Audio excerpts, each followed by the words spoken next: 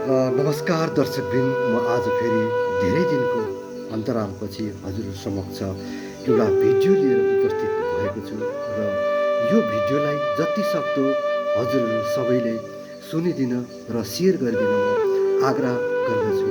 र यो भिडियो हो यो बाग्राकोट ग्राम पञ्चायत अन्तर्गत हुँदै गरेको श्रमिकहरूको गुनासो अनि उहाँहरूले जुन परिश्रम गर्नुहुँदैछ आफ्नो वेतन नपाएकोले गर्दाखेरि, जसरी उहाँहरू दिनरात आफ्नै हक, आफ्नै अधिकार, आफूले श्रमदान गरेको, आफूले पसिना बगाएको, आफ्नो पसिनाको कमाई र आफ्नो पैसा, आफ्नो वेतन पाउनको लागि उहाँहरूले आज यति साह्रो परिश्रम गर्नुहुँदैछ।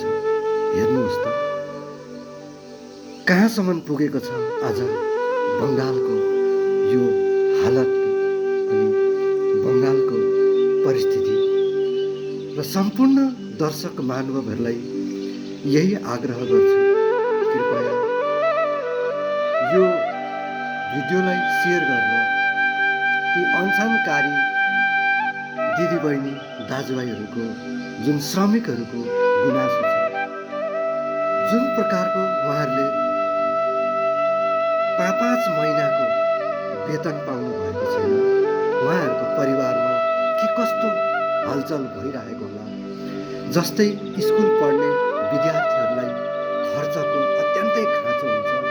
यतिखेरै फेरि अहिले परीक्षाको माहौल छ, अहिले परीक्षा हुने बेला भएको छ, नानीहरूको परीक्षा हुँदैछ।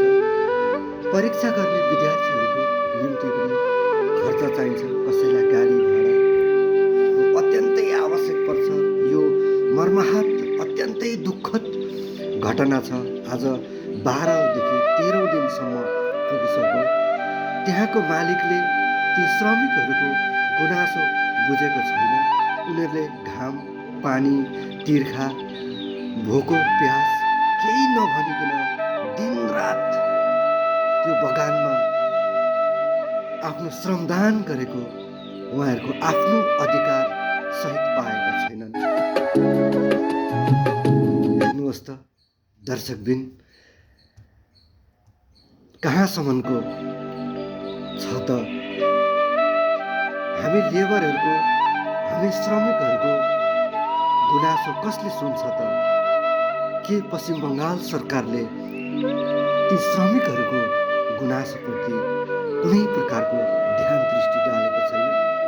के ती श्रमिकहरू आज मतदान दिने भोट ब्याङ्क मात्रै हुन् त?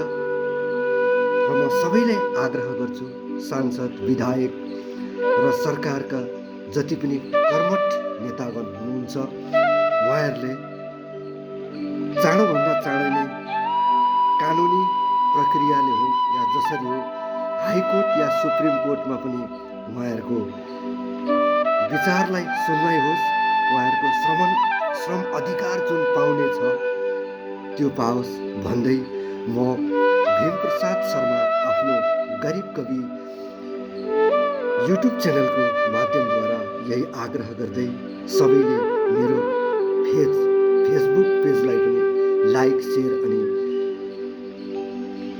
कमेन्ट गर्न नबिर्सिदिनु हुन आग्रह गर्दै सबैलाई जय हिन्द, जय भारत, जय किसान, जय गोर्खा, जय श्रमिक, जय जोहार, जय देश।